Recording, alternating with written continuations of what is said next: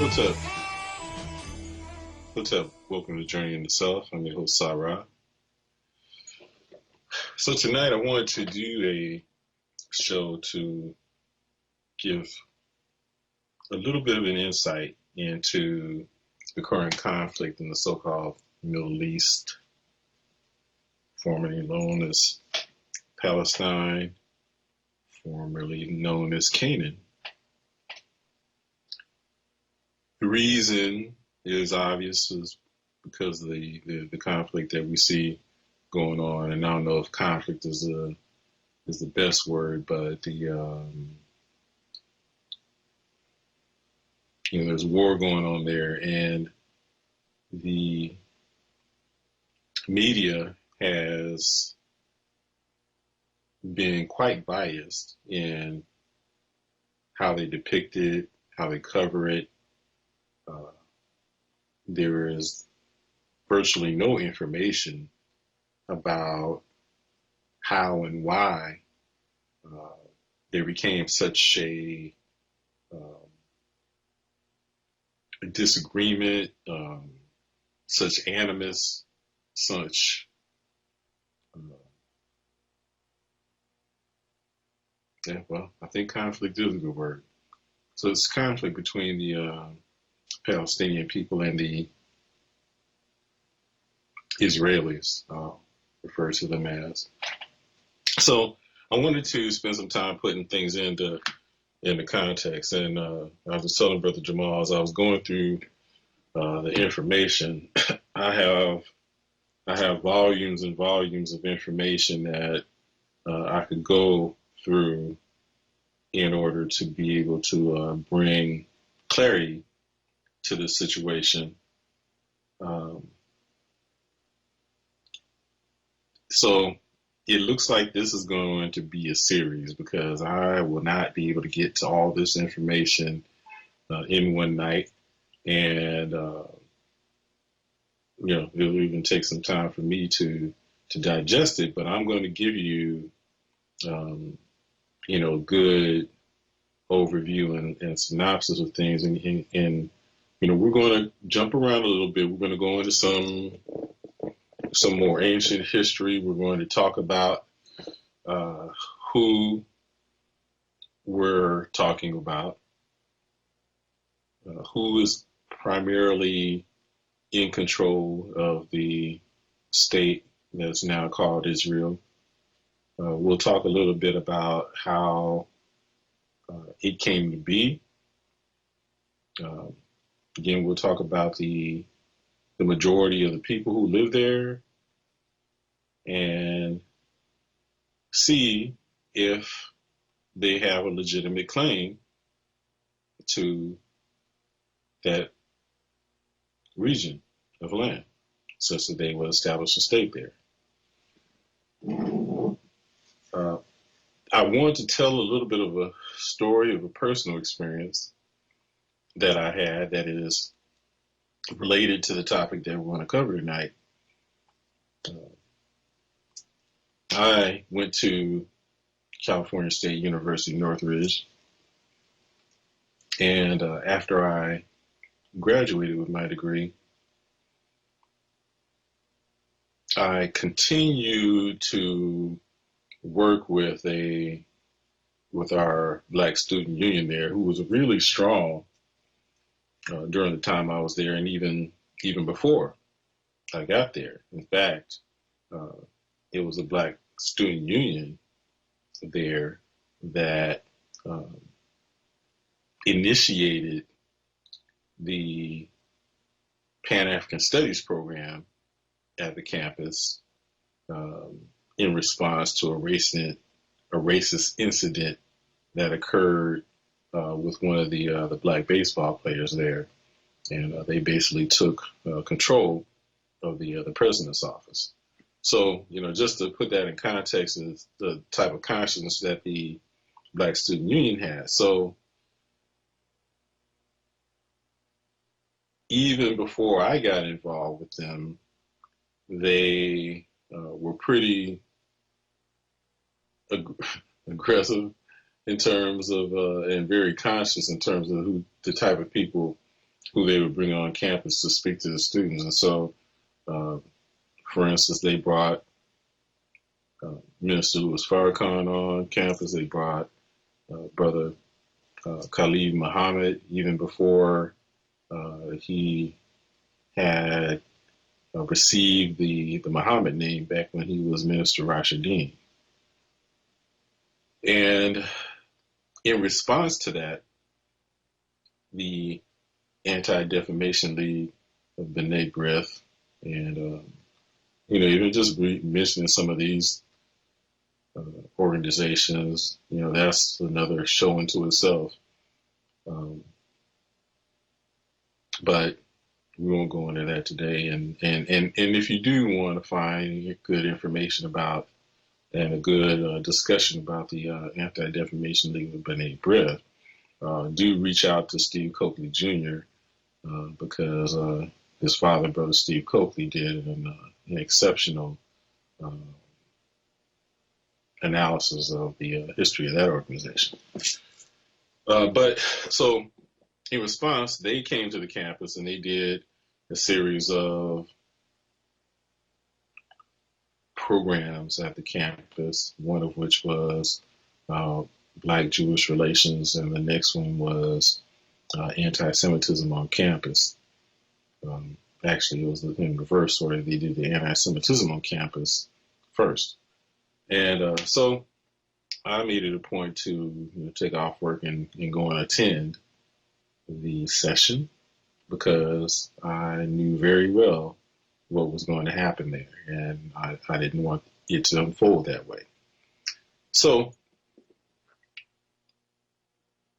as they began the program, they looked out into the audience, most of whom were Black students, and they proceeded to ask them about whether they had seen any incidents of anti-Semitism. And I proceeded to interrupt them and make the point to them that if they were going to ask that question of the students, they would first need to define the term. And to do so, if the students are to identify any incidents of anti-Semitism, then they would reasonably need to be able to explain what they mean by Semite. Who is a Semite? And not only that, who and what is a Jew? Maybe even who and what is a Hebrew? And the reason I put that question to them was none of those terms are necessarily correlated. A Jew, and that's even kind of a bit of a nebulous term. What's meant by that? But a Jew doesn't necessarily have to be, in fact, most are not Semites. Okay. And so, again, what do you mean by that? When you say anti-Semitism, because most of the people who call themselves to be Jews, 80% are not Semites at all. And that happens to be a term to basically discredit people, particularly when they are speaking truth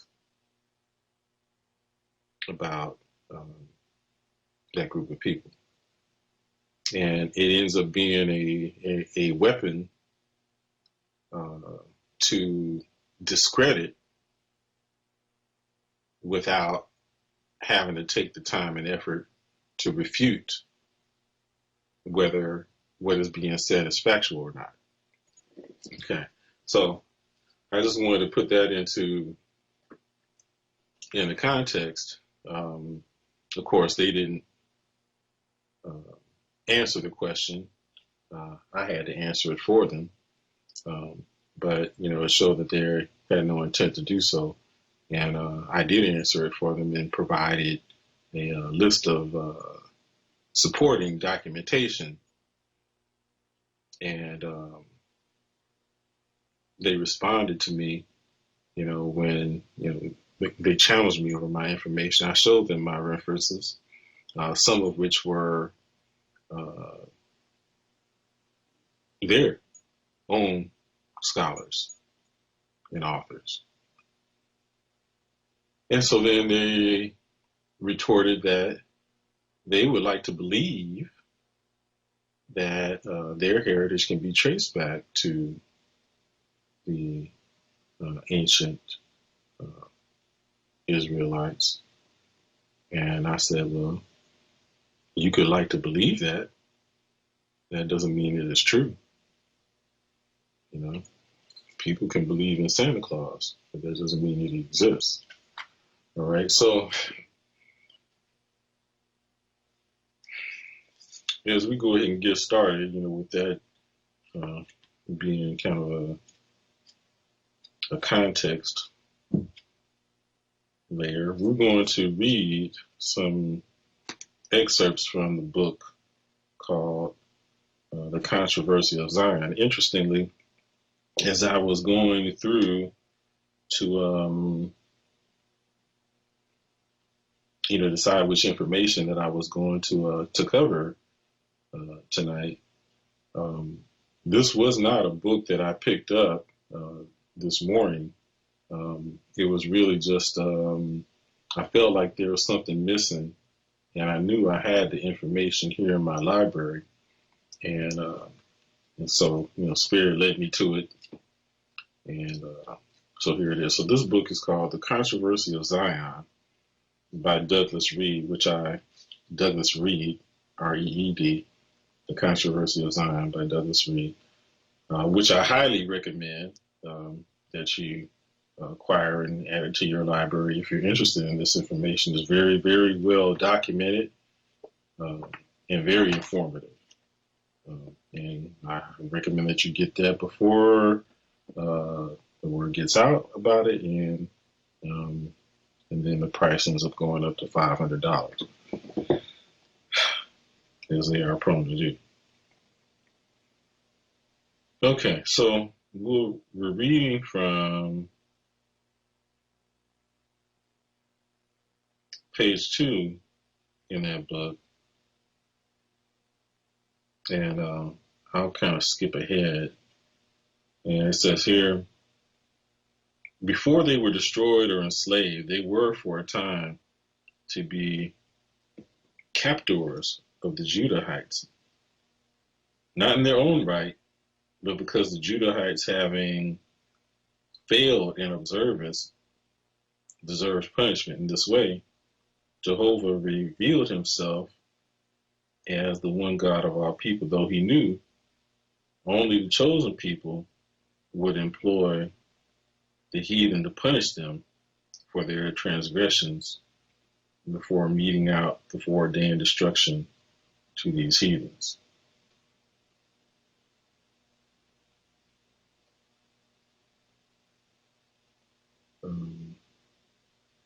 So the Judahites had this inheritance thrust upon them.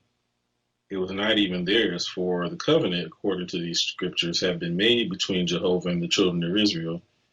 And by 458 BC, the Israelites, spurning the Israelitist Judahites, had long been absorbed by other mankind, taking with them the vision of the universal loving God of all men. Okay, so here they're making a distinction between the Judahites and the Israelites. Okay, so it goes on to say, the Israelites, from all evidence, never knew this racial creed, which was to come down through the centuries as a Jewish religion or Judaism. It stands for all time as the product of Judah, of the Levites.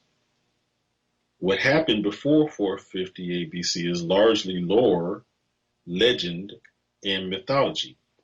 As distinct from this period following the main events of which are known. Before 458 BC, for instance, there were in the main only oral traditions. The documentary period begins in the last 2 centuries leading up to 458 BC, when Judah had been disavowed by the Israelites.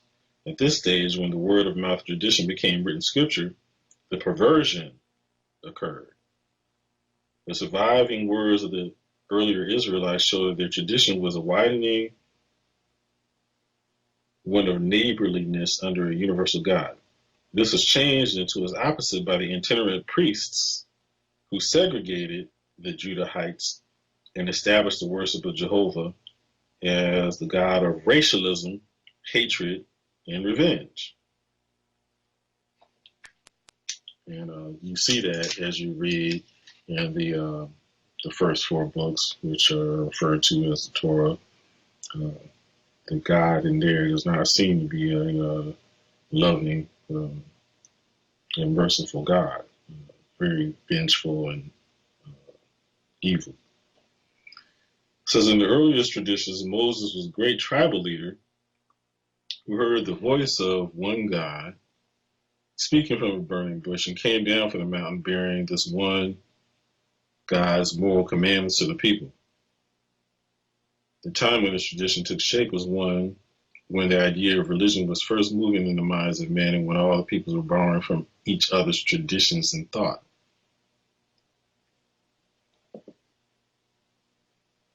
Where the idea of one God may have come has already been shown, although the earlier Egyptians themselves may have received it from others. So, they earlier in the book, they basically said that it was the ancient Egyptians who were the first who identified the one God, unlike is popularly known as the 3 religions, Judaism, Christianity, and Islam were supposedly to be the first monotheistic religions. And I'll just put onto the record the fact that there was no, in the history of mankind, any religion or spiritual system that was polytheistic. That is a distortion and a misunderstanding, either or both. I would suggest that the suggestion that, or the propaganda, better said, that there were polytheistic religions was just racist propaganda to minimize the understanding of the more ancient peoples, which are us.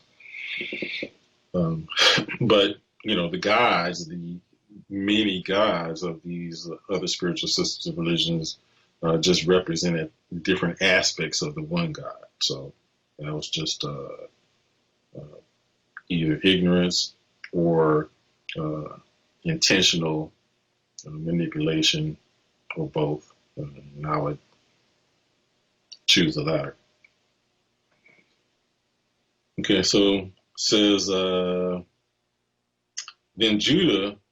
So I'll just go back and continue to read from this chapter. Then I'll go to the highlighted section here that I have. It says the figure of Moses himself and his law, both were taken from material already existing. The story of Moses' discovery in the bush is plainly borrowed from the much earlier legend with which it is identical, of a king of Babylonia, Sargon the Elder, who lived between 1,000 and 2,000 years before him. The commandments much resemble, and I'll just interject my own commentary, that's also consistent with the story in Kemet of being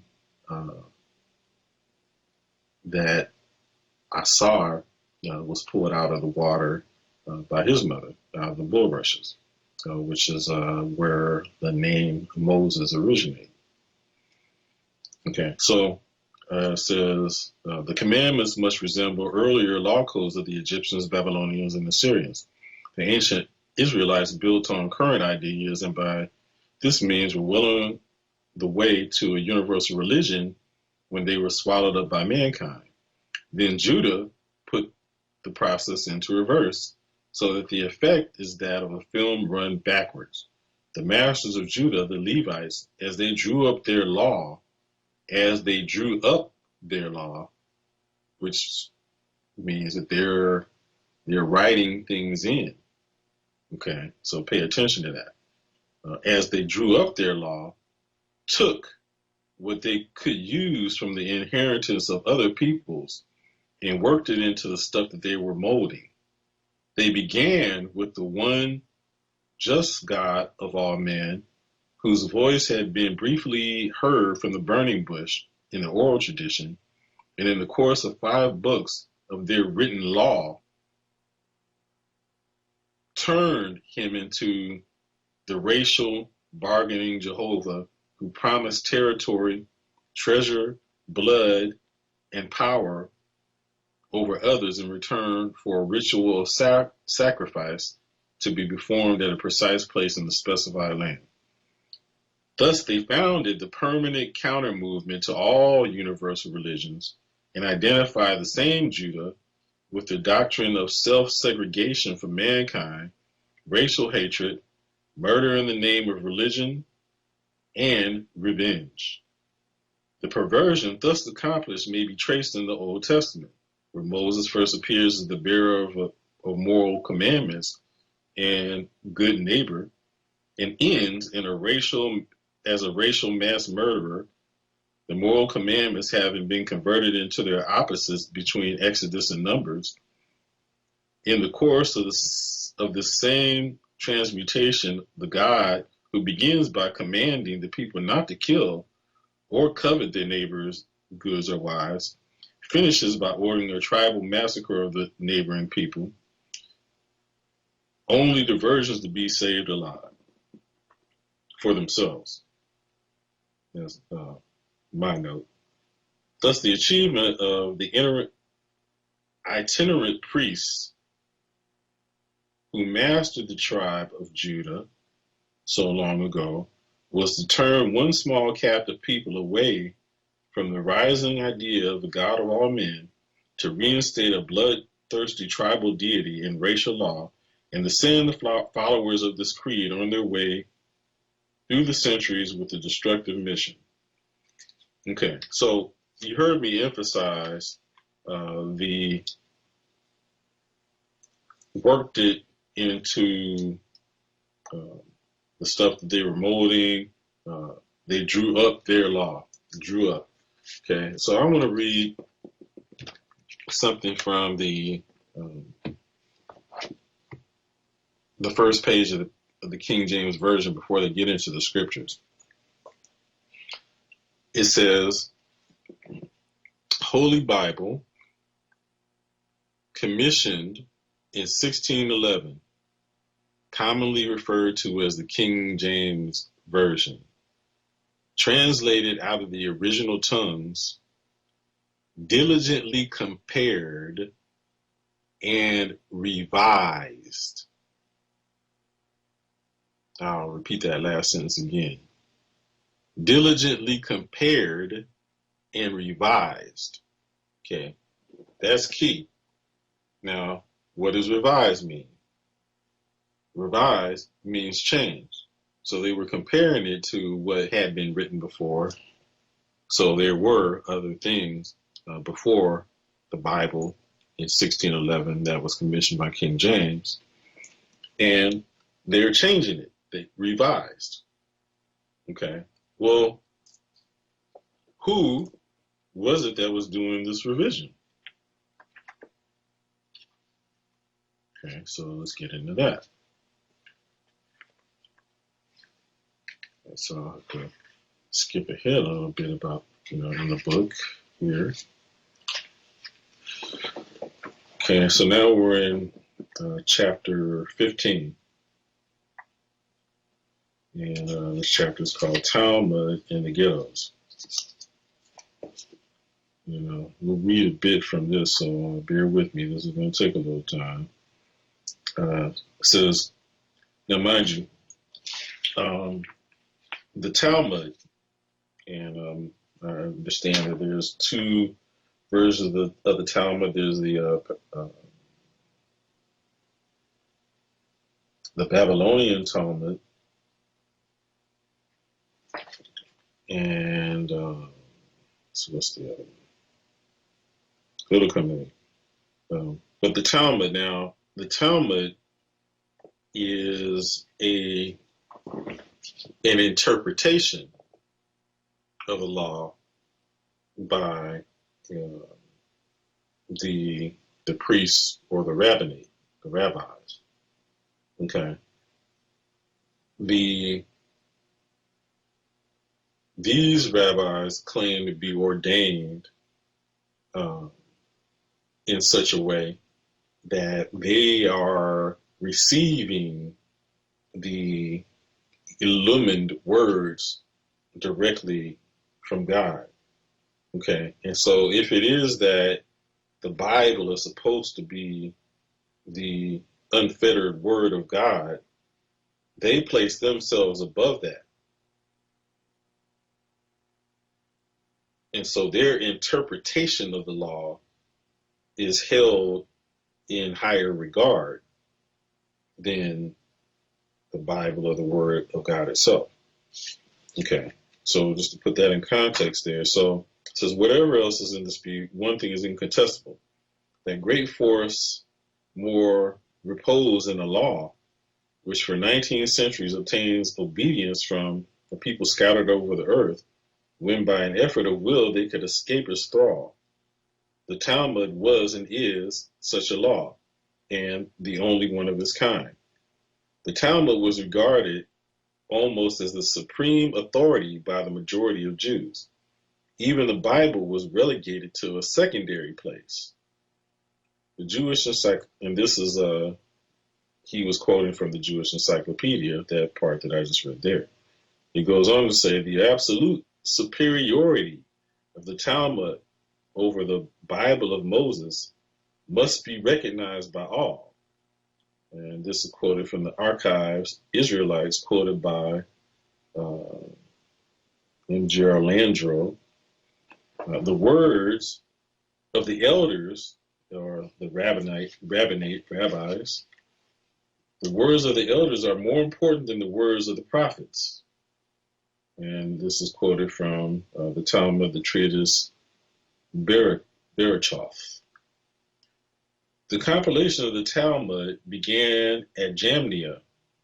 The part played in Babylon by Ezekiel and Ezra being played in this new revision. Remember, I just said revised when I was reading the King James Version of the Bible on the first page. The part played in Babylon by Ezekiel and Ezra being played in this new revision of the law by the rabbi known as Judah, the Holy, or the Prince. It was in effect a massive addition to the statutes and judgments of Deuteronomy, Leviticus, and Numbers. All the laws which the center enacted were appended, which means added, to the Torah as the oral Torah, having equal divine origin. They were written down in the Mishnah, later again under the oft-used pretext of completing the work. Immense records of rabbinical discussions and rulings were added in the Gemara, but as the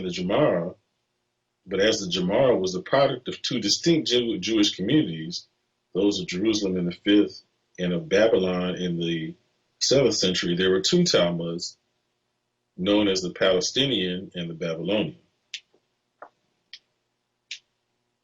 The Talmud, which was thus produced during the Christian era, is anti-Christian. It is supposed to derive from the same original source as the Torah. The priestly scribes who compiled it once more claimed to revise or expand under powers orally bestowed on Mount Sinai. Okay, so it says they appended or added to it. They revised it, changed. Okay, and that is what has come down to us in the first 5 books of the Old Testament, which, by the way, is where he referred to the fact that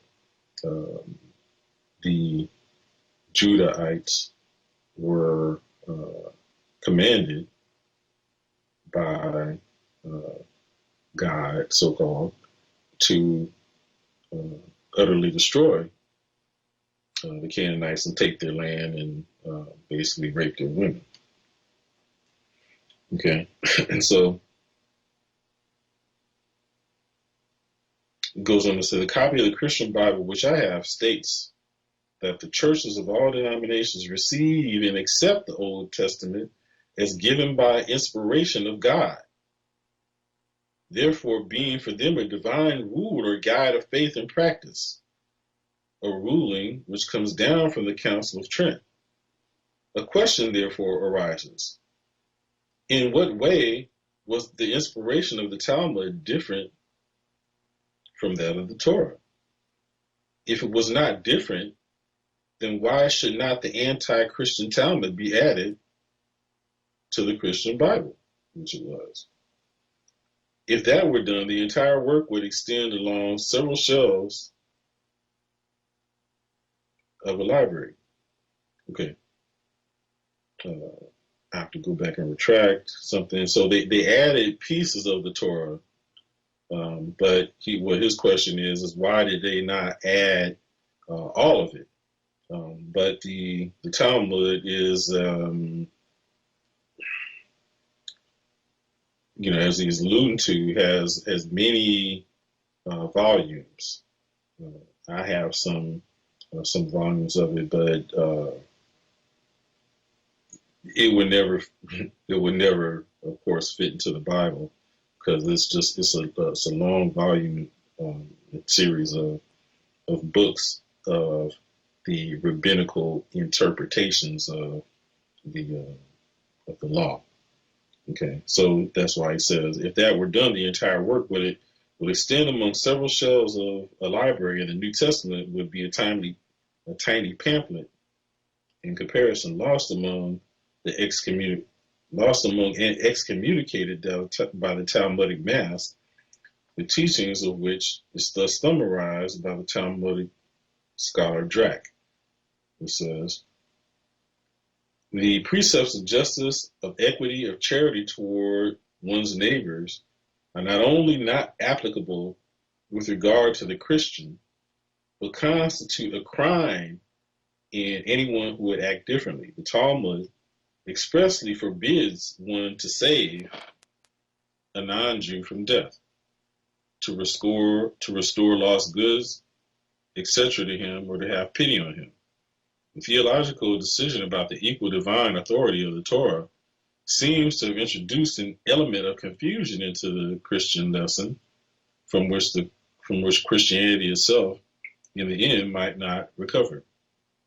The Talmudic precepts just quoted are not essentially different in nature from those included in Deuteronomy when that second law was made public 1,000 years before the pre-Palestinian Talmud was completed. They are merely given a specifically anti-Christian application. Okay, so again, they're saying that these things were added later, after the conference that they held in Jamnia. It says, why was the Talmud necessary at all? The reason seems clear. The Judeans had been finally dispersed about the world, or at any rate until such time as these quote unquote exiles should be ingathered and congregate again around the temple. The world where they were scattered contained a new enemy in the form of a religion which had been born in the very declaration that Phariseeism was heresy. Woe unto you, scribes and Pharisees, hypocrites! Moreover, the Judaic law had become known through translation to the heathen world, which had even found some things in it that it could use. Thus, the special people, if they were to be kept apart, needed a new law of their own, which could be kept from the eyes of the Gentiles. The Torah needed a hedge about it, strong enough to preserve the exiles both from absorption by other peoples and from a whoring after other gods. The Talmud was essentially the hostile answer to Christianity, the order of battle revised in the light of the enemy's new dispositions, the lay encyclopedia, which in our generation have been made untrustworthy on subjects related to Judaism. Trustworthy means they lie. Disguise this fact from Gentile readers.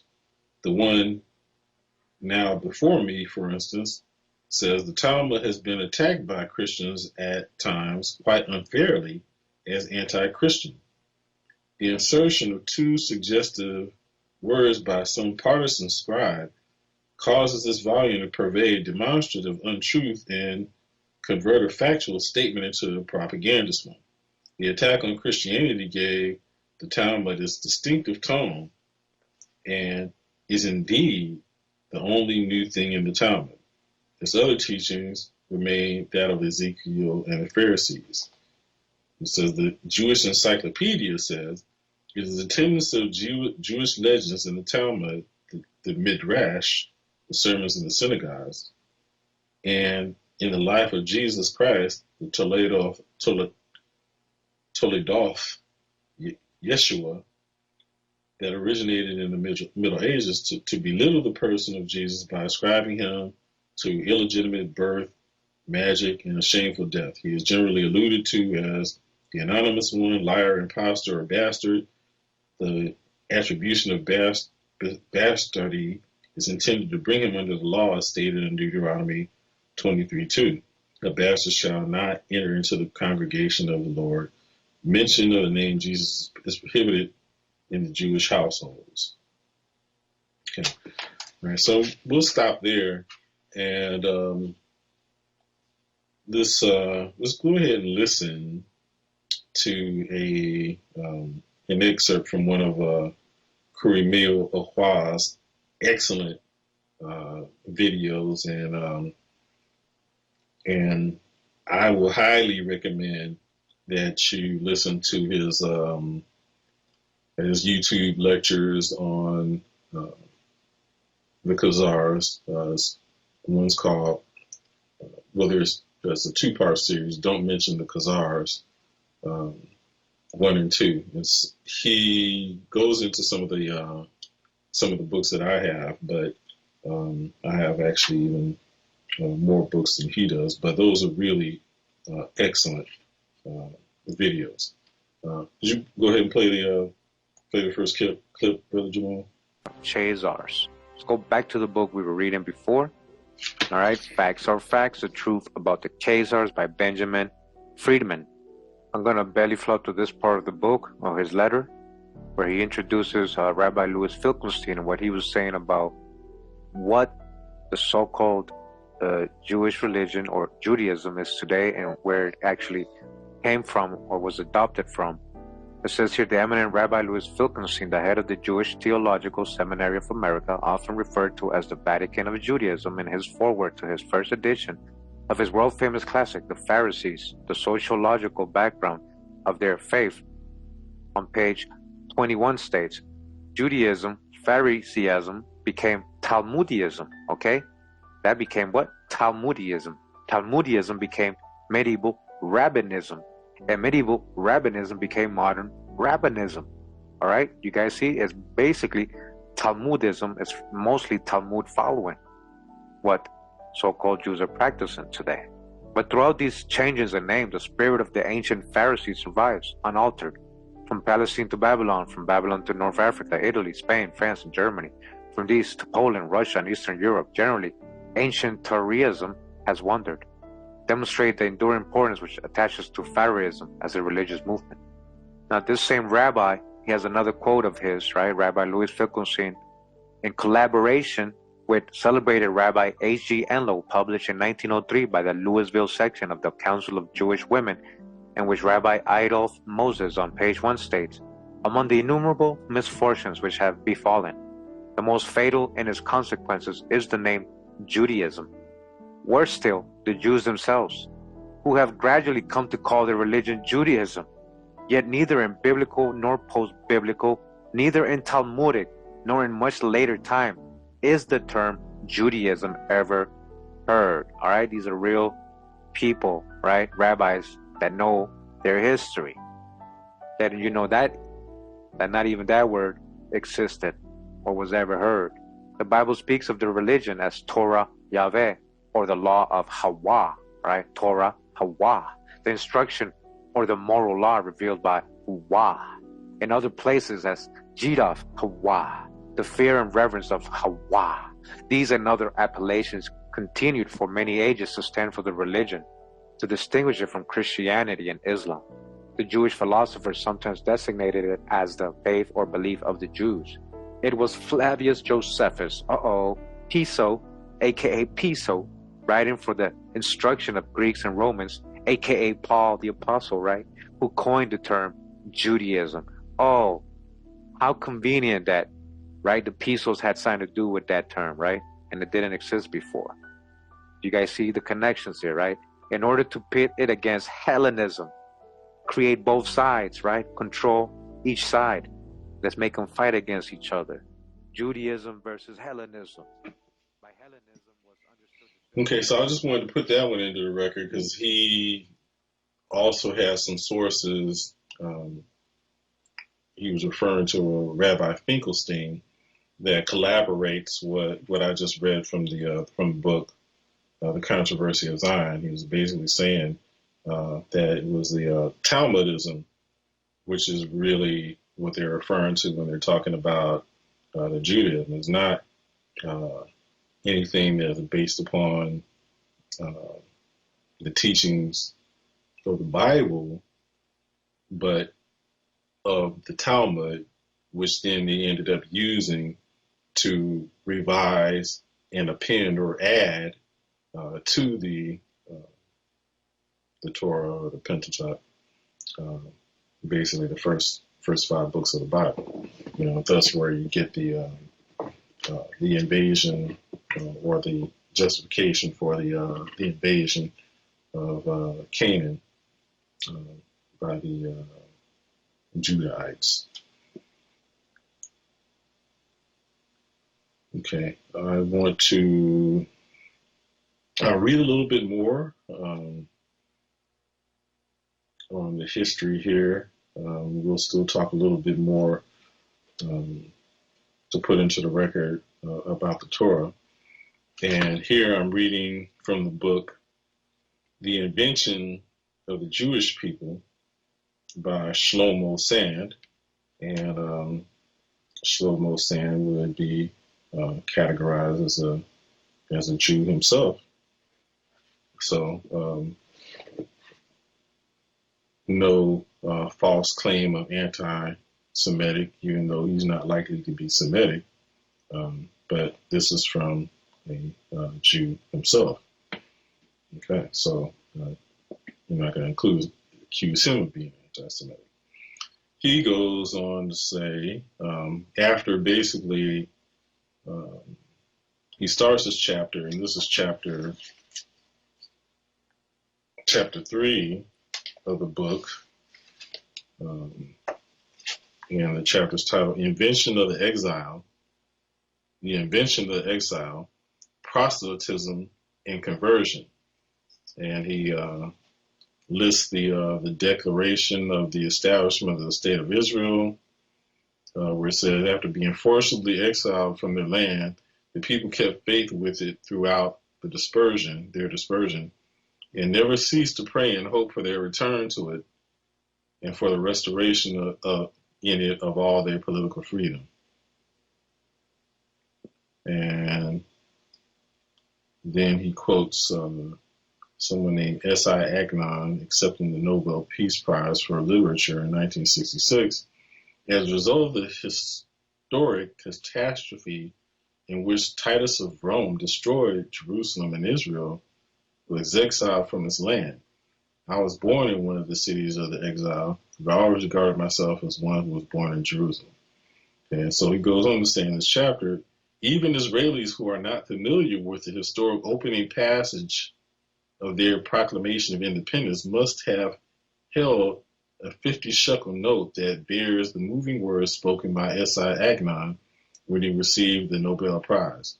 Just like the authors of the proclamation, just like most of Israel's citizens, the eminent author knew that the Jewish nation was exiled after the fall of the Second Temple in 70 CE. Then wandered about the world, inspired by the 2,000-year-long hope of being a free people, in the words of the Israeli national anthem, in its ancient homeland. Uprooting and deportation are concepts deeply embedded in the Jewish tradition in all its forms, but their significance has changed over the history of the religion. They did not always bear the secular meaning with which they came to be imbued in modern times. Jewish monotheism began to take shape among the cultural elites who were forcibly deported after the fall of the kingdom of Judah in the 6th century BCE. And the imagery of exile wandering already reverberates directly or metaphorically in a minor part of the Torah, the prophets, and the writings, the final section of the Old Testament. From the expulsion from Eden, through Abraham's migration to Canaan and Jacob's descent into Egypt, to the prophecies of Zechariah and Daniel, Jewish religion gazed back through a perspective of wanderings, uprootings, and returns. The Torah had already stated, and the Lord shall scatter thee among all people from one end of the earth even unto the other. And there shalt serve other gods, which neither thou nor thy fathers have ever known. That's Deuteronomy 28:6-4. The fall of the first temple was associated with expulsion, and this literary theological memory helped shape subsequent Jewish religious sensibilities. However, a close examination of the historical event that apparently engendered the second exile in the year 70 CE, and an analysis of the Hebrew term gola, exile, and its connotation in late Hebrew, indicate that the national historical consciousness was a patchwork of disparate events and traditional elements. Only in this way could it function as an effective myth that provided modern Jews with a pathway to ethnic identity. The ultra paradigm of deportation was essential for the construction of a long-term memory wherein an imaginary exiled people race could be described as the direct descendants of a former people of the Bible. As we shall see, the myth of uprooting and exile was fostered by the Christian religion, from which it flowed into Jewish tradition and grew to be the truth, quote unquote, engraved in history in both the general and the national. It must be first of all emphasized that the Romans never deported entire peoples.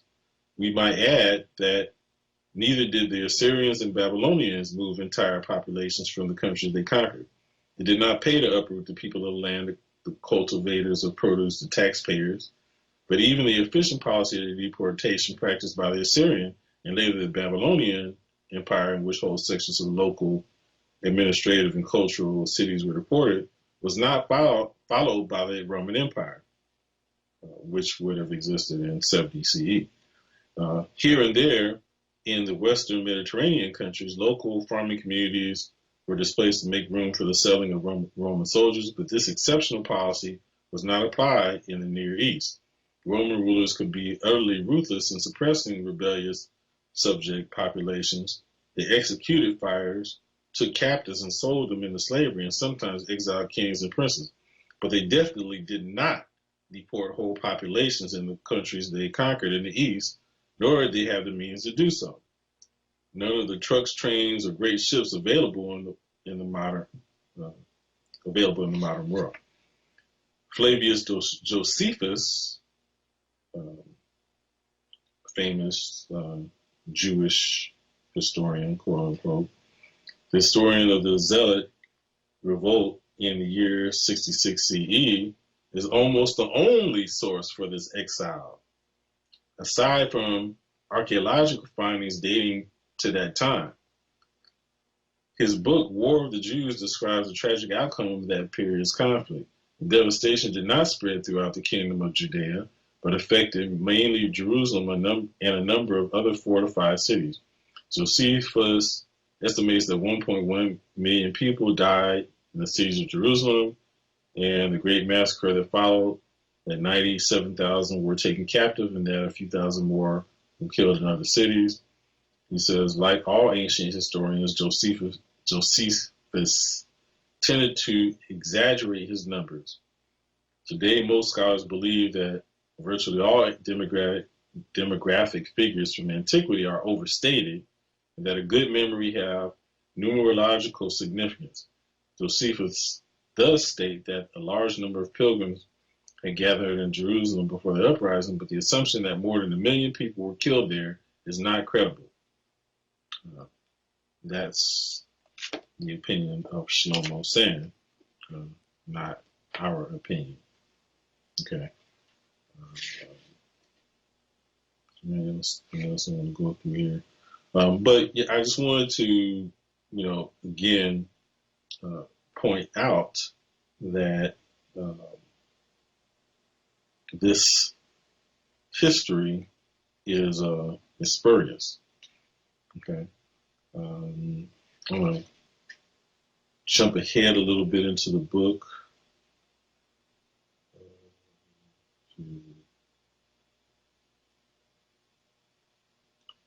Pick it up on. I'll pick it up on page 133. Let's see. No, I'm going to jump ahead to. The last chapter on page 133.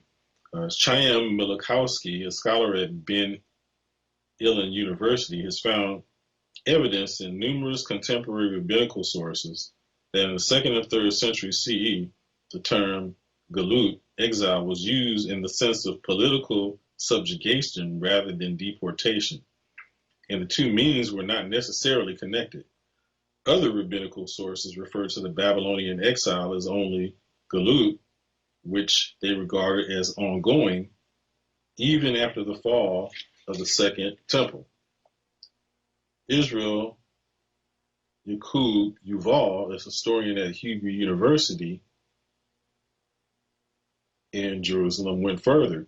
He proposed to show that the renewed Jewish myth about the exile, in fact, arose fairly late and was due mainly to the rise of Christian mythology about the Jews being exiled in punishment for the rejection and crucifixion of Jesus.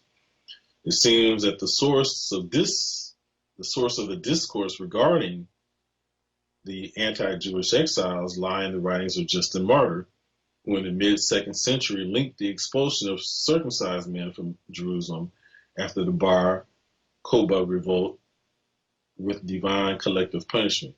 He was followed by other Christian authors who regarded the presence of Jews outside their sacred land as punishment and proof of their sins. The myth of exile begins to be slowly appropriated and integrated into Jewish tradition. It was in the Babylonian Talmud, however, that the first statement appears linking the exile with the fall of the Second Temple. Remember what we just talked about in regard to the Talmud. A Jewish community had existed in Babylonia continuously since the 6th century BCE, and not even during the powerful Hasmonean kingdom did it ever seek to return to Zion. Perhaps following the destruction of the Second Temple, this gave rise to the narrative linking the fall with renewed exile as an echo of an ancient event, a catastrophe that provided a religious rationale for weeping by the rivers that flowed not very far from Jerusalem. And I'll skip ahead and say, read from the next page, 135. Claiming descent from the original Jerusalem deportees was essential, like belonging to the seed of Abraham, Isaac, and Jacob. Otherwise, the standing of the Jewish believer as a member of the chosen people was not assured. Moreover, being in exile became an existential situation of diminishing territorial significance. Exile, in fact, was anywhere, even in the Holy Land. Later, the Kabbalah made it a central attribute of the divinity, for the Shekinah, the divine spirit, is always in exile. The concept of exile came to shape the definitions of rabbinical Judaism, vis-a-vis the Christianity's growing might. The devotees of the Old Testament's Judaic faith rejected the salvation of the world that Jesus brought with his sacrifice. Continuing to identify themselves as Jews, they did not accept the Christian concept of grace created by the resurrection of the crucified Savior.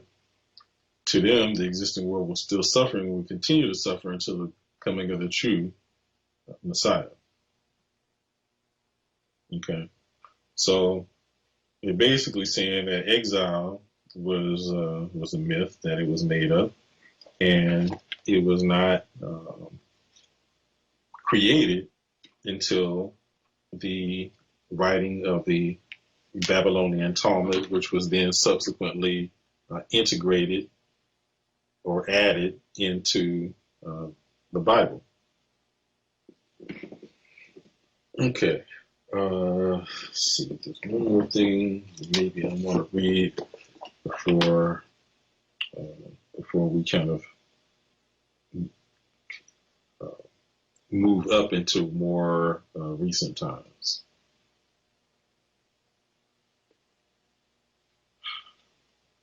Okay, another book I was thinking about reading from, maybe I won't go there today, but another book that you should also read is, this is also written by a Jewish person, Gary Greenberg.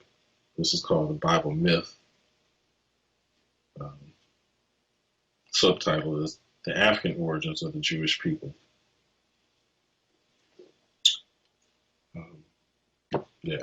The African origins of the Jewish people.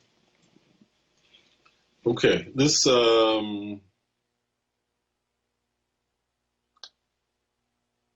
go ahead and go to the next clip, if you will, brother Jamal, and then we'll go into the next text. Jew, because Ashkenaz is not descendant from Judah or Jacob. Ashkenaz is from Gomer, Japhet. Again, the term Jew is originally derived from the tribal name Judah.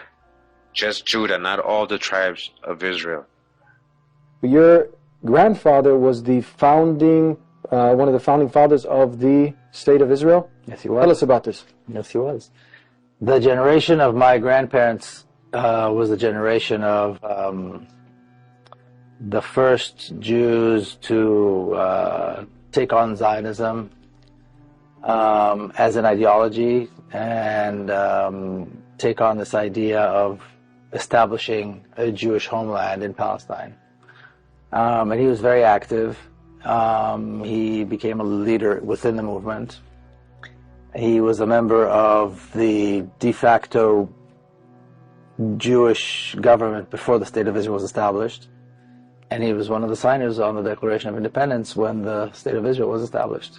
Okay, and then from there, your father actually, he was the general. My father was, yes, both my parents were born in Palestine, so they're the first generation Israelis, if you will, first generation Jews who were born there. And my father, as a young man, while still in high school, joined the Zionist militia. He became an officer. So in the War of 1948, when the Zionists occupied most of Palestine, he was an officer already. And then he remained in the military as a career officer, and by 1967 he was already a general and a member of the Israeli Central Command, the High Command. Somebody's pointing the finger and say, this guy's anti-Semitic. What do you have to say about that? Well, I'm Jewish, so being anti-Semitic is nonsense. Number one. Number two, being anti-Semitic means being racist against Jews. I'm not racist against Jews. But I am critical of the State of Israel. I'm critical of Zionism, which has really nothing to do with Jews, although they claim to. So there's nothing anti-Semitic about criticizing Israel. In fact, most Jews don't even live there. Most Jews never accepted Zionism, so I don't think that has anything to do with it. And it's a claim that's being thrown out when there's nothing else to say. When the other side, the pro-Israeli side, the side that supports the violence in Palestine, has nothing to say, they say anti-Semitic. Well, so they say anti-Semitic. What if someone says, look, he's just a self-hating Jew? Have you heard this statement? Yeah, well, I certainly don't hate myself.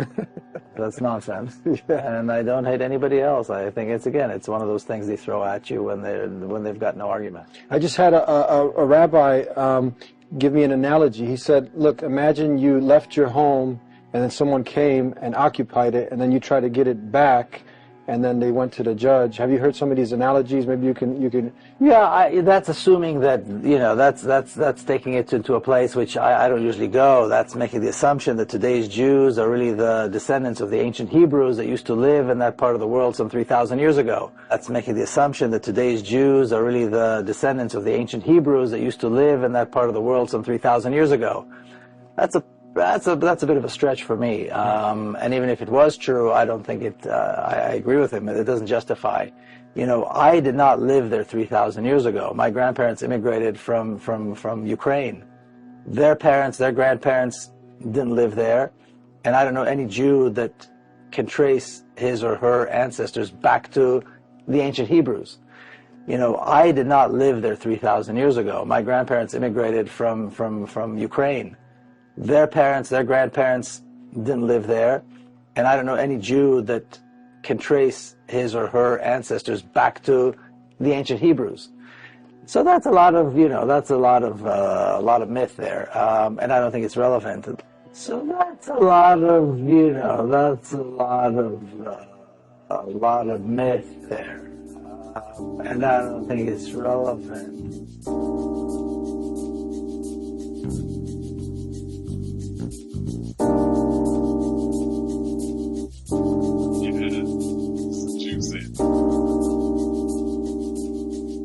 Okay, so we just heard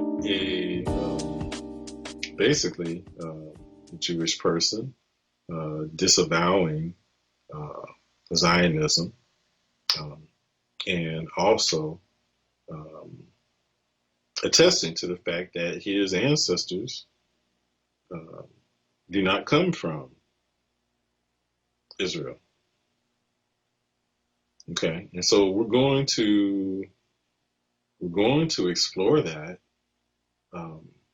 but I'm looking for something that I posted. If you bear with me, not long ago, someone had asked about they wanted to get some information to understand why there is conflict in the so-called Middle East. What's going on between the Palestinians and the Israelis. And so I went ahead and gave short synopsis of what's going down there. So I'm trying to find my synopsis there because I wanted to go ahead and just read that in, just for context. I can't find that, so I'll just see if I could read it or just cover it by memory. So basically, what I said there was that the Theodore Herzl and I believe his name was Chaim Weizmann, who were like the pioneers of Zionism, and they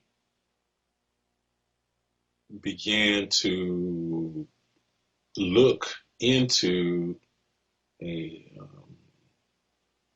finding a homeland for the Jewish people. And the reason that they sought to do so was because in Europe, the Jewish people were not wanted in a number of different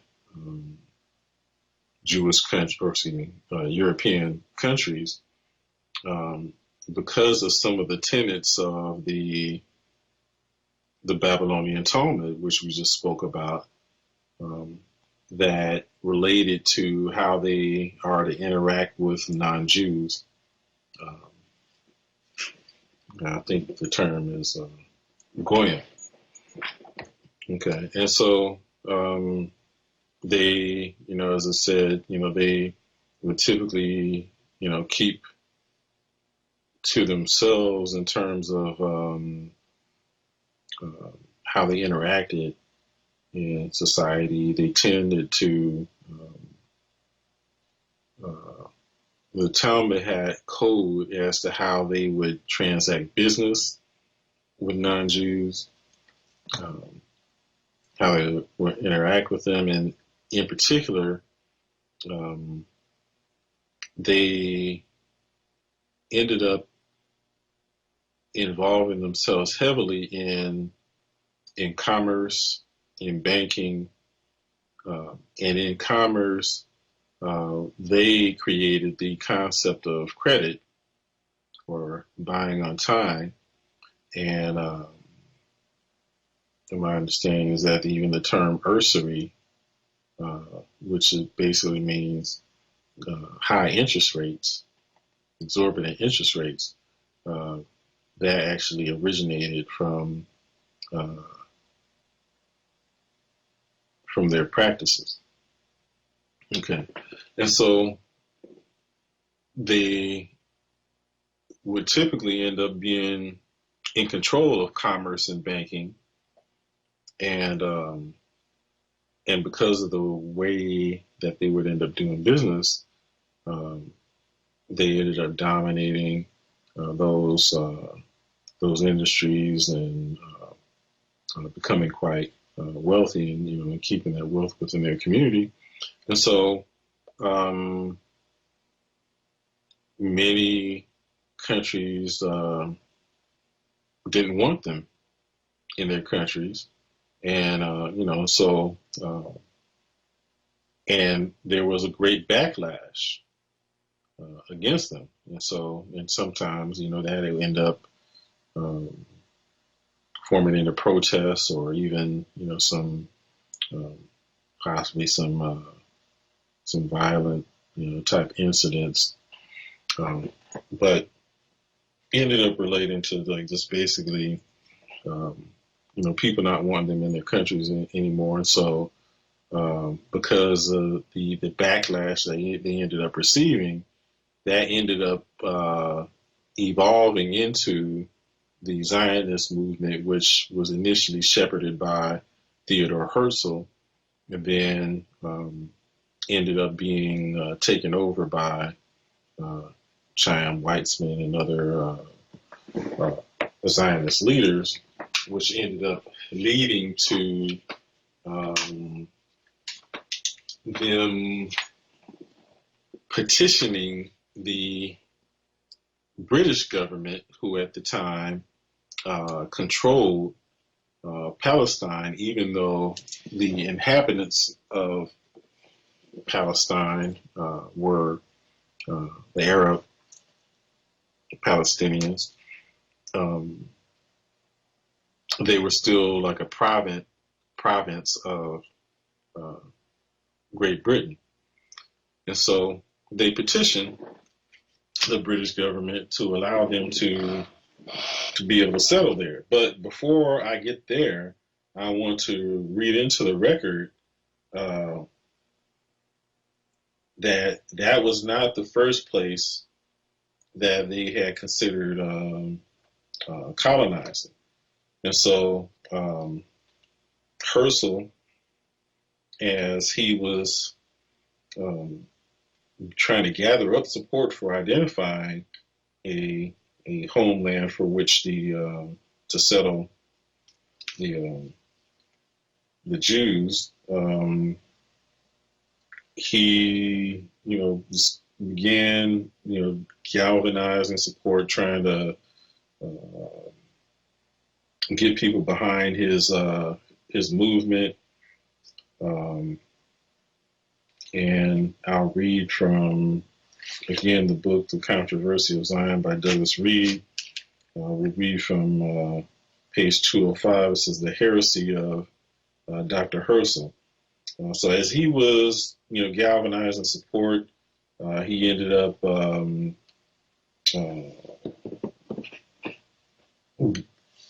getting into contact with very prominent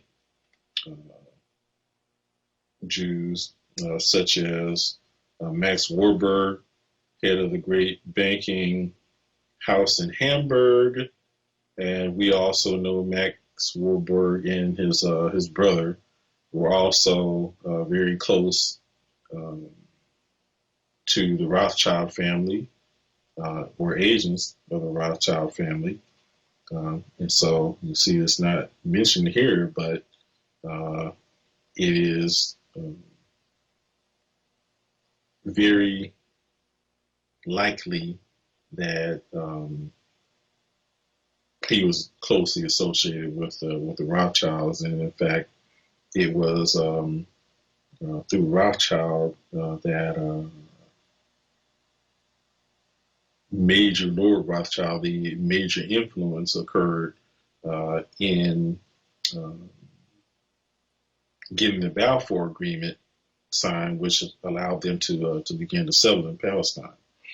Okay, but so I'll just kind of read from this, and there's some really interesting information here as I go through it and identify some of the things that he was considering and he was offered as he was seeking a homeland. Okay, so I'll just briefly read from this page. It says there was Max Warburg, head of the great private banking house in Hamburg. There was Edward Notzlin, honorary president of the Banque de Paris, de Base, Franz Philipson in Brussels, Wertheim and Gomperez in Amsterdam, and above all, Jacob Schiff of the firm, Kuhn, Lieb and Company, also a Rothschild controlled organization. So again, he was very likely in contact with Lord Rothschild. Okay, it says ties of race and interest bound these men together. Ties of race and interest and money. I'll add that. The web of their communication quivered at the slightest touch. They maintained between them an incredibly accurate network of economic, political, and financial intelligence at the highest level. They could withdraw support here, provide additional funds there, move immense sums of money with lightning rapidity and secrecy from one corner to another of their financial empires and influence the political decisions of a score of countries. That's important because, again, as we mentioned, It was Lord Rothschild and his financial influence, strong financial influence, that ended up making a big difference in terms of the Zionist movement and the ultimate settlement of Palestine. Okay, so there can be no reasonable doubt that this was the Jewish International, of which Dr. Castine wrote, and the mechanism which operated across all national boundaries to support Dr. Herzl. Okay, and we'll have some more to say about this Jewish International at another time. Nothing less could explain the action which the British government took, and if there was doubt earlier about the concerted action of this force, above and distinct from nations, the events of the mid-century have removed it. With such a power behind him, Dr. Herzl was in a position to make demands and utter menaces. Okay, so they're basically saying he has some really powerful people backing him in his Zionist movement, who had, strong influence over political, economic, and financial realms. These powerful men who formed the International Directorate at that time may not, as individuals, have believed in Zionism and may have even been privately opposed to it, not likely. In the present writer's belief, they were not powerful enough to oppose or deny support to the policy laid down by the elders of Jewry.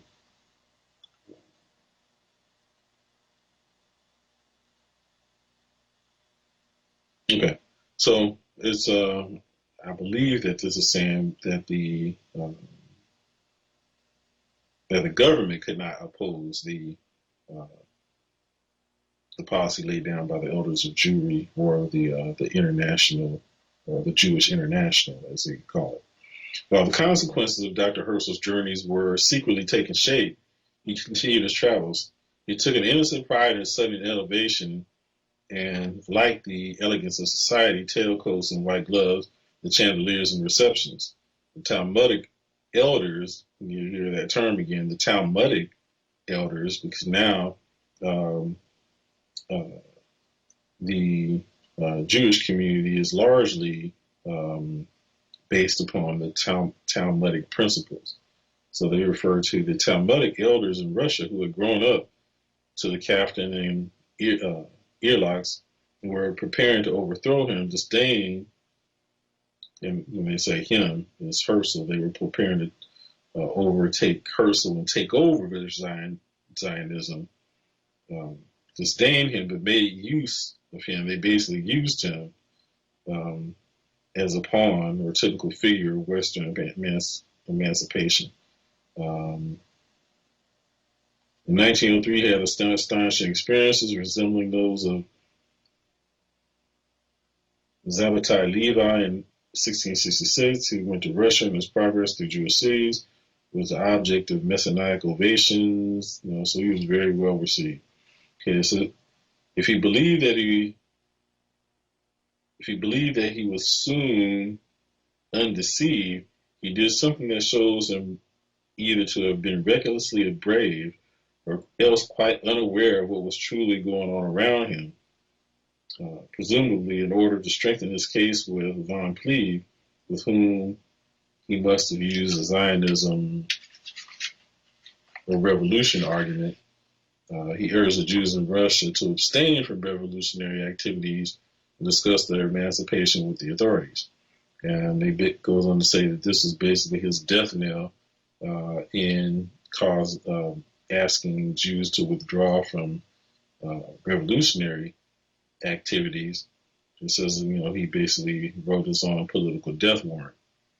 When he returned to the Sixth Congress of the World Zionist Organization, his fate rose to meet him in the form of a compact mass of Russian Jews, no longer merely humiliating to him but menacing to him. And at this moment, his rascal, he thought he had an ace in his pockets and produced it.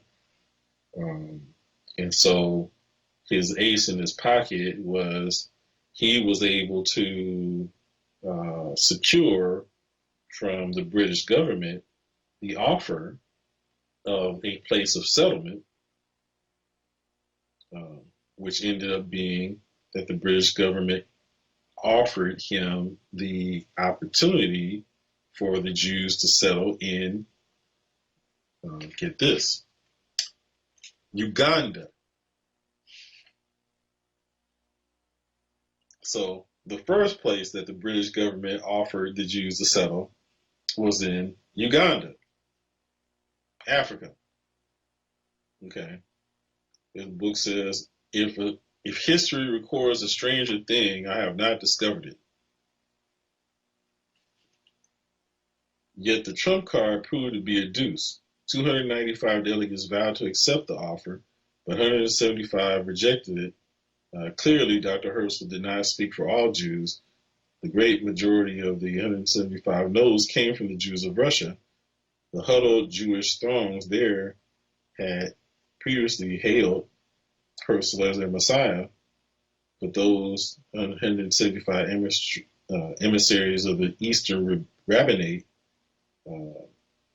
imprecated him, for Uganda meant the ruin of their plans.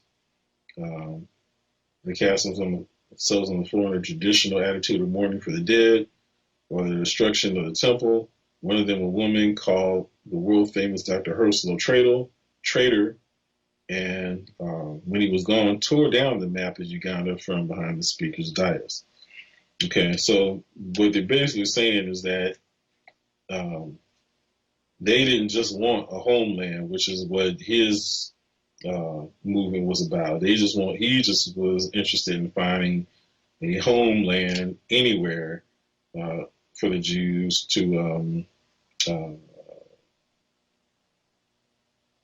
shield them from the persecution that they were experiencing. Okay, and the book says that even the experience or the persecution was also somewhat fabricated or exaggerated, probably is a better word. So he says, from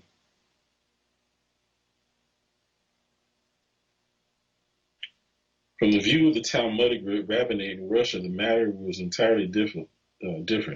They too had built up the legend of persecution in Russia while they worked against emancipation there, but this was for the purpose of fulfilling the ancient law, which meant possession of Palestine and of all subsequent things the law ordained. Acceptance of Uganda would have meant doomsday for the Talmudic Judaism, which was basically an establishment of of Israel in Palestine. Okay. So I just wanted to read that quickly into the record before we move on. And so they basically, from that point on, he was discredited. He ended up dying, and then the movement was taken over by Chaim. The Zionist movement was taken over by Chaim Weizmann from that point on. Okay, and it was from there that Chaim Weizmann would go on to petition the British government for the establishment of to get the permission to begin to settle in Palestine, which ended up leading to the establishment of the Jewish state in 1948. Okay, let's see how much time we have. Sorry, this is going. I wanted to get a lot of stuff into the record. I didn't think that this will take so long to get to where I want to be, but let's go in briefly, and maybe we'll pick this up again later. But we're now going to be reading from the book The 13th Tribe by Arthur Koestler. Okay, and here is basically talking about the Khazars. Okay, and the land of Khazars is the Khazar country lay across the natural line of advance of the Arabs. Okay, and this is up in the Caucasus Mountains. Okay, and at that time, the Caliphate or the followers of Islam or the followers of Muhammad back in 632 AD were sweeping throughout throughout Europe and were moving towards the Caucasus Mountains. And as they were advancing and conquering different lands, they came across some serious resistance where they were met by the forces of the Khazar kingdom, and they were defeated as they were trying to advance to Khazar. And the Khazars at this time had occupied and basically settled that land of Khazar and established a pretty formidable military and civilization for themselves for 400 years. Okay, now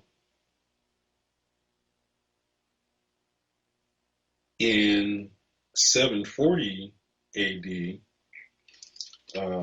as they had grown and built their country to a powerful and formidable empire, if you will,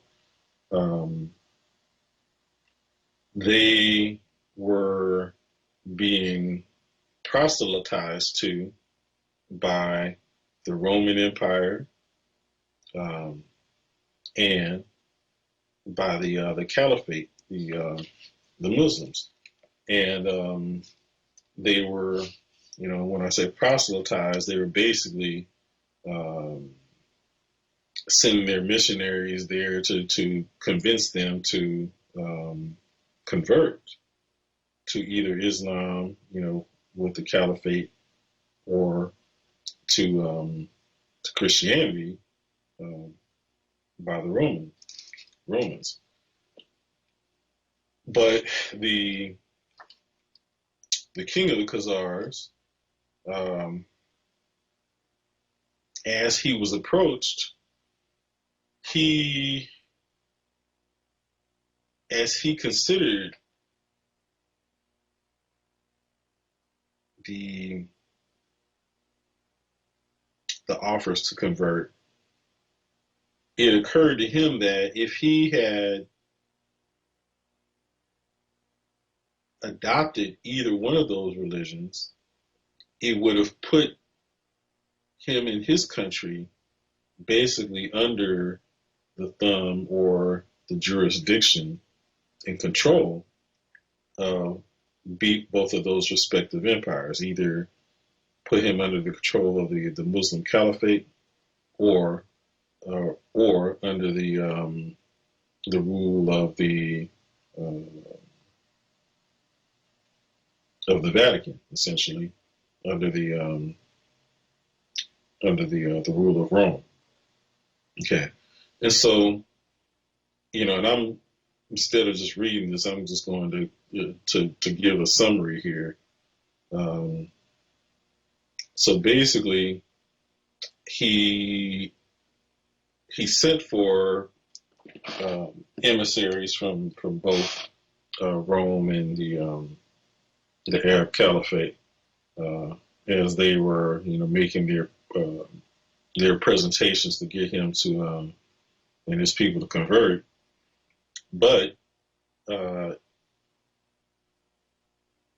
in the land of Khazar, because of the migration of Jews who or practices of Judaism, they were migrating out, and some of them, as they were being, I guess, migrating away from where they were, because they were either in Christian territory or they were in Arab territory or Muslim territory. They weren't comfortable in those countries, and so they ended up migrating away. And as they began migrating eastward, they ended up coming across Khazar, and some of them settled there. And so that is how the king of the land of Khazar became somewhat familiar with the Jewish religion. And so, and he ended up calling for a rabbi to educate him and advise him, and also to make his argument about converting to his religion. Now, understanding that there was really no kingdom of significance to deal with Judaism, and so he ended up making that decision to not adopt either Christianity or Islam, but instead to adopt and convert to Judaism, because it would keep him independent of him and his country, independent of the Muslim Caliphate and the Roman Vatican, because he wanted to be an independent power in his own right, and be recognized and not have to fall under the thumb of either the Roman Vatican or the Muslim Caliphate. So in 740 AD, he and his country converted to the religion of Judaism. Okay. And the ancestors of the Khazars are who makes up today 80% of the world's Jewry. Okay, they're the majority of the people who live in Israel today. They are 80% of the Jews who live here in the United States.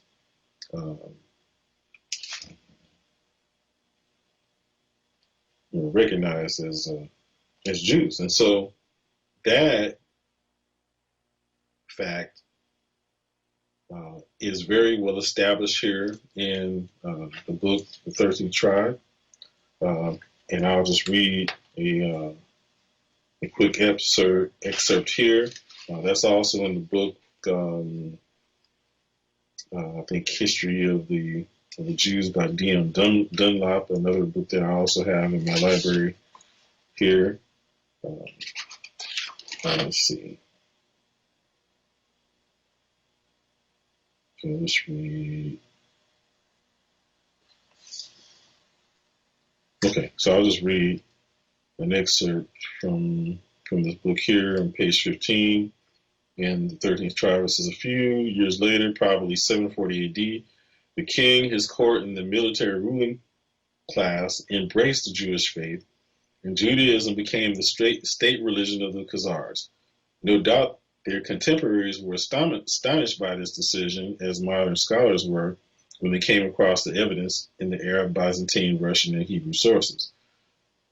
One of the most recent comments is to be found in a work by the Hungarian Marxist historian Dr. Antal Bartha.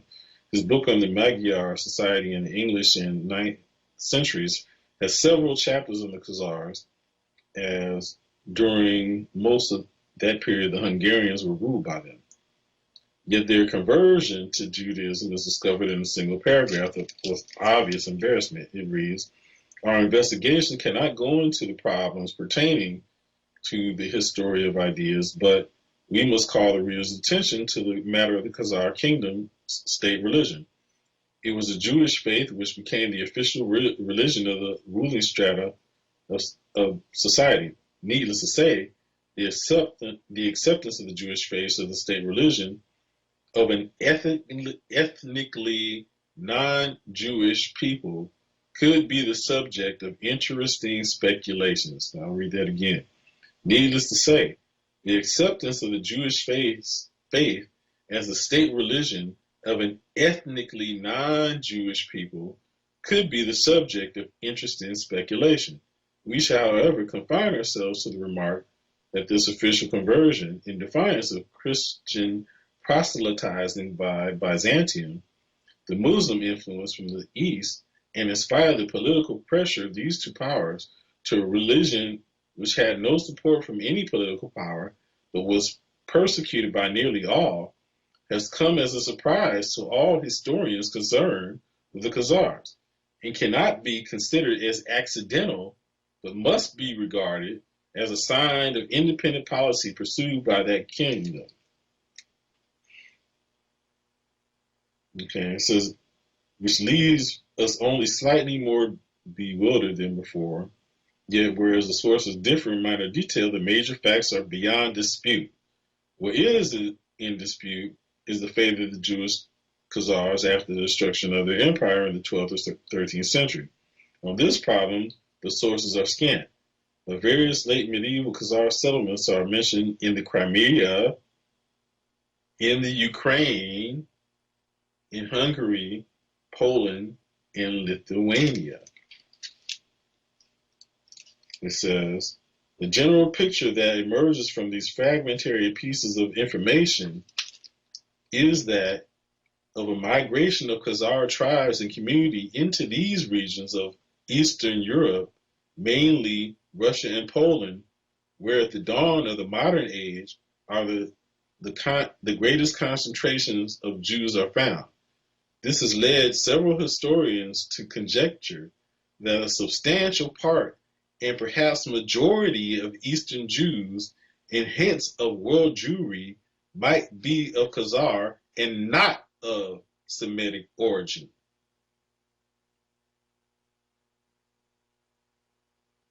This has led several historians to conjecture that a substantial part and perhaps majority of Eastern Jews, and hence of world Jewry, 80%, might be of Khazar and not of Semitic origin. Okay, remember I said they're not Semites. Okay, the far-reaching implications of this hypothesis may explain the great caution exercised by historians in approaching the subject, if they do not avoid it altogether. Thus, in 1973 edition of the Encyclopedia Judaica, the Khazars is signed by Dunlop, but there's a separate section dealing with Khazar Jews after the fall of the kingdom. Let's see, what else do I want to read before we conclude tonight? Let's see.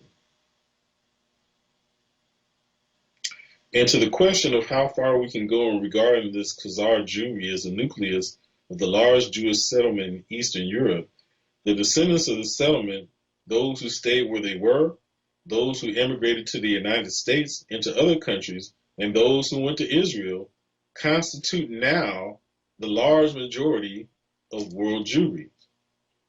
This was written before the fullest extent of the Holocaust is known, but does not alter the fact that the large majority of surviving Jews in the world is of Eastern European and thus perhaps mainly of Khazar origin. If so, this would mean that their ancestors came not from the Jordan, but from the Volga, not from Canaan, but from the Caucasus, once believed to be the cradle of the Aryan race, and that genetically they are more closely related to the Hun, Ugair, and Magyar tribes than to the seed of Abraham, Isaac, and Jacob. Should this turn out to be the case, then the term anti-Semitism would become void of meaning based upon misapprehension shared by both the killers and their victim. The story of the Khazar Empire as it slowly emerges from the past begins to look like the most cruel hoax which history has ever perpetuated. Okay, so we will end there tonight, and we'll pick up where we left off next time. And there's a lot to go into there. I apologize for it kind of going slow, but I felt like it was necessary to lay that groundwork. And next time we'll go in more into detail on the Khazars and where they are now. Okay, so with that, and we'll just say kind of as a preview to the next show that the Khazars' ancestors are now referred to as the Ashkenazic Jews, who, when they said they make up the majority of the world's Jewry, the majority of the world's Jewry are Ashkenazic Jews who are not Semitic. Okay, so when someone accuses someone of being anti-Semite, it's a misnomer because those making the accusations are not Semites. Okay, and so we'll go into that a bit more the next time as well. Okay, so with that, I'll go ahead and conclude. I hope that you found this to be informative. So, go tap.